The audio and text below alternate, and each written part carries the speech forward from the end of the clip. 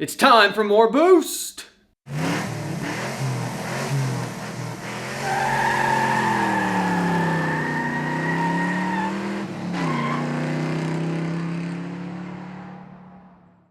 Oh, hey everybody, welcome back to the garage. And this is a big chunk of metal. This is all 35 pounds worth of metal here.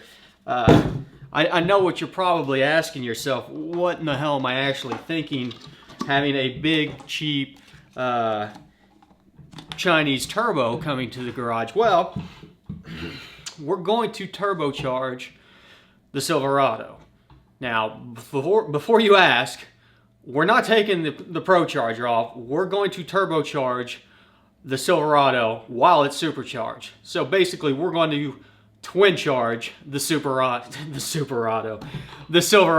So here's what we're going to do. Here's the next project. Now that we're kind of wrapping up on the tuning stuff, we're getting down to the finer details. I needed a project to pivot into that would allow me to show you guys some cool stuff. And so we are going to do a rear mount turbo using the best components that you can buy on eBay.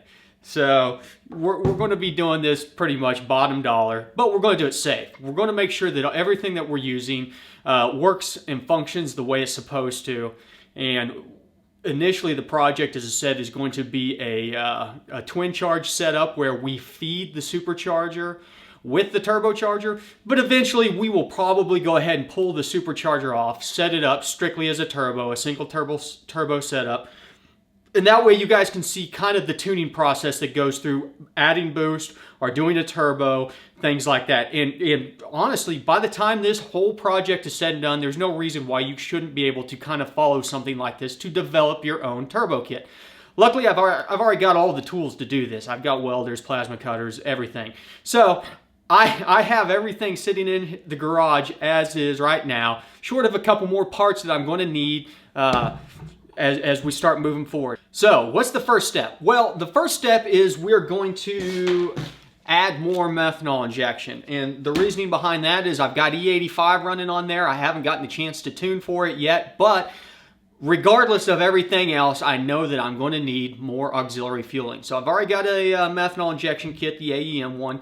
I'm going to do a video on that kit, adding the secondary injector for that thing, and then going out and getting the tuning kind of loosely dialed in. That way we can transition into the turbo installation. Whenever we get to that point in time, I'll pull the what's left of the exhaust. There's not a whole lot left of the exhaust on here other than we are pretty much stocked from the block back to the axle.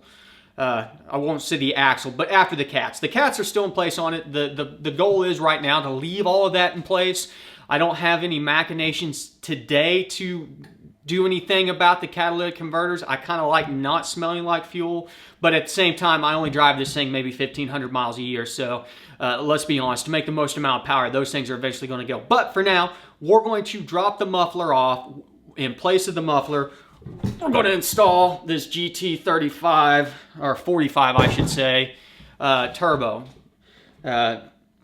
I have not turbocharged a non-turbo vehicle in over a decade. I've had a few turbo vehicles in that time period, but I have not added a turbo to something in that long, so it'll be a fun project. So we will get up underneath there. We'll run a T4 flange directly off of the exhaust. We'll build some mounts to mount this thing into place. Then we'll mock up the charge piping and run the charge piping up into the engine bay. Then in the engine bay, I think what I'm going to do there is actually build a small air box in order to run a filter on the inlet of the supercharger and then charge the air box using the turbo. Should be interesting. The plans may change between now and then, and that's probably a week or two away yet. We'll see whenever we get to that point in time. But that's kind of the idea I've been kicking around in my head. And then I'll also look at what needs to be done just to bring the turbo directly on into the intake manifold. At the same time, as I said, we'll probably be considering getting away from using the MAF sensor completely. I like having the MAF sensor in there for drivability. It really makes just tooling around town and idle and things like that so much easier to dial in and have run well. So if you are on a MAF-less setup, you have to be a lot more dialed in on your speed density tune, and it's It's not that I don't necessarily like to do that. It's just I'm a little bit lazy and I hate dialing in the bottom side of the speed density tune. So we'll talk about that whenever we cross that road.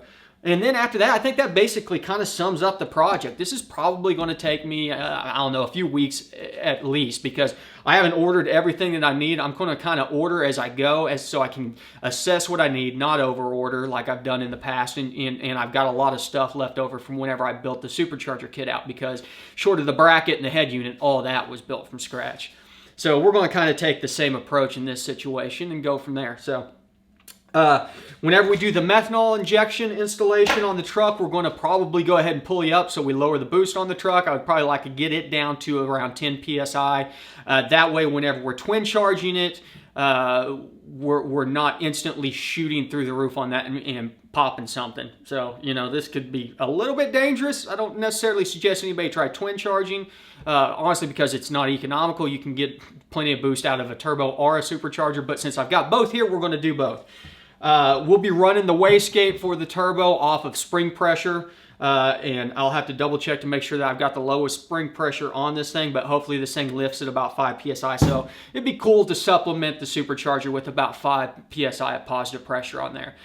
We'll see what goes from there. It's going to be a slow process, but there's going to be a lot of cool tuning involved and some other stuff like that, so, you know, I want you guys to stick around and join me on this adventure, because I think it could be pretty cool. Then at the end of it, we'll kind of do a summary, and we'll be set up at that point in time that I can kind of decide whether or not I want to lean towards the turbocharger and maybe go with a little bit bigger. This is, you know, what is colloquially referred to as a T66. Because of the size on it, I might want to go up to a 76 or a 78 if I want to stick with a big single turbo on this thing. I know a lot of guys are having good lucks on the 76s. On the V8s, I've got a 5.3, so it's a little bit smaller. I think this one will probably pretty good. Probably be good for about 700 horsepower. You know, at the 15-ish range, 15 to 18 psi range, I'm guessing. And, you know, I'm running about 14 to 15 with the supercharger right now. But the head unit I've got in there, I kind of got maxed out. So my thought process is, at the end of this, I'll probably end up pulling the supercharger head unit out and running off the turbo for a while and selling that head unit and getting a bigger ProCharger head unit. You know, we'll see how it goes. Hell, I might get a little bit crazy and look at a roost blower or something like that and then really have a cool twin charge setup.